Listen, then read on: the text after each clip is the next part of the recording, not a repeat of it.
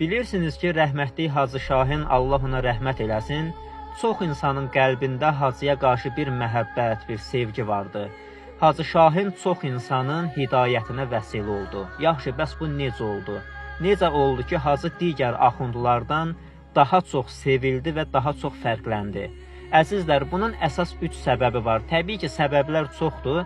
Mən sadəcə olaraq 3-ünü qeyd edirəm. Əgər əlavələriniz olsa, yorumlarda qeyd edərsiniz. Birinci səbəb, Hacı Şahin Allah dostuydu. Allah onun sevgisini insanların qəlbinə salmışdı. İstər dindar olsun, istər qeyri-dindar. Hər kəs Hacını sevirdi. Mənim fikrimcə, Hacının Əhl-i Beytə olan bağlılığı onu bu dərəcəyə gətirib çıxardı. İkinci səbəb, Hacı Şahin insanların psixologiyasını çox gözəl analiz edə bilirdi. Yəni, hətta mən belə onun xütbələrinə qulaq asanda deyirdim ki, sanki Hacı məndən danışır. İnsanların psixologiyasını çox gözəl analiz edə bildiyi üçün insanları psixoloji cəhətdən də özünə cəlb edə bilirdi.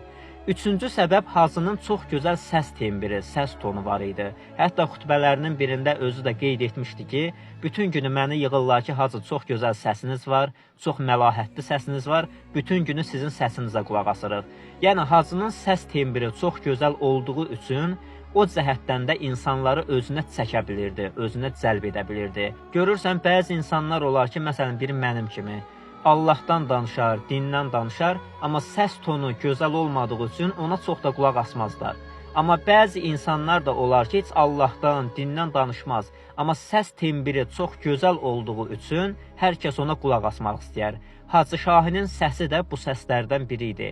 Hacı Şahinin çox gözəl səs tonu, çox gözəl səs tembri vardı. Ona görə də insanlar onun səsinə belə aşiq idi.